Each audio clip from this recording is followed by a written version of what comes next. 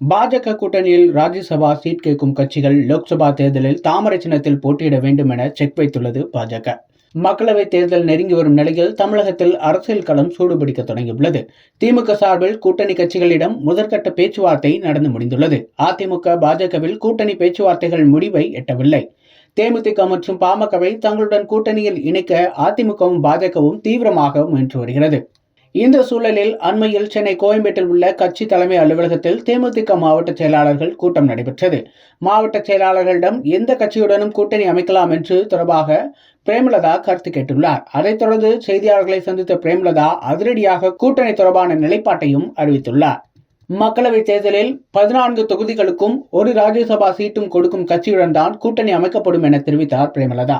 மேலும் அக்கட்சியுடன் மறைமுகமாக பாஜக, அதிமுக ஆகிய கட்சிகள் பேச்சுவார்த்தை நடத்தி வரும் சூழலில் லோக்சபா சீட்டுகள் குறைந்தாலும் பரவாயில்லை, ஒரு ராஜ்யசபா சீட் என்பதை அழுத்தமாக தேமுதிக வலியுறுத்தி வருவதாக கூறப்படுகிறது.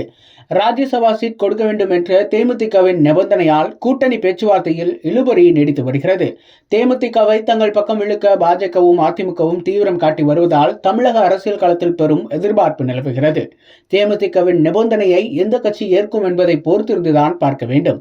இது ஒரு புறம் இருக்க, பாமகவும் ராஜ்யசபா சீட் நிபந்தனையை அதிமுக, பாஜகவிடம் வைத்து வருவதாக கூறப்படுகிறது. கடந்த தேர்தலில் அதிமுக, பாஜகவுடன் கூட்டணியில் இணைந்து 7 தொகுதிகளில் போட்டியிட்ட பாமக இந்த முறை அதிமுக அல்லது பாஜகவுடன் கூட்டணி வைக்கும் முனைப்பில் உள்ளது. தேமுதிகவை போலவே பாமகவும் ராஜ்யசபா சீட்டுக்கு அதிமுக மற்றும் பாஜகவிடம் துண்டு போட்டுள்ளது. கடந்த முறை தங்களுக்கு ஒதுக்கிய 7 தொகுதிகளும் வேண்டும், அதோடு ஒரு ராஜ்யசபா சீட்டும் வேண்டும் என்பதுதான் அதிமுக, பாஜக 2 கூட்டணியிலும் பாமகவின் உறுதியான நிபந்தனை எனப்படுகிறது.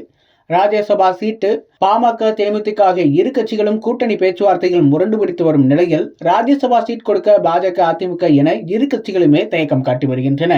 இந்நிலையில் ராஜ்யசபா சீட் கேட்கும் கட்சிகளிடம் பாஜக பதிலுக்கு ஒரு நிபந்தனையை வைத்துள்ளது.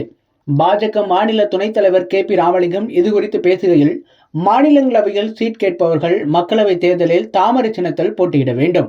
39 தொகுதிகளிலும் தாமரை சின்னத்தில் போட்டியிட வேண்டும் என்பதே பாஜக தொண்டர்களின் எண்ணம் என தெரிவித்துள்ளார்.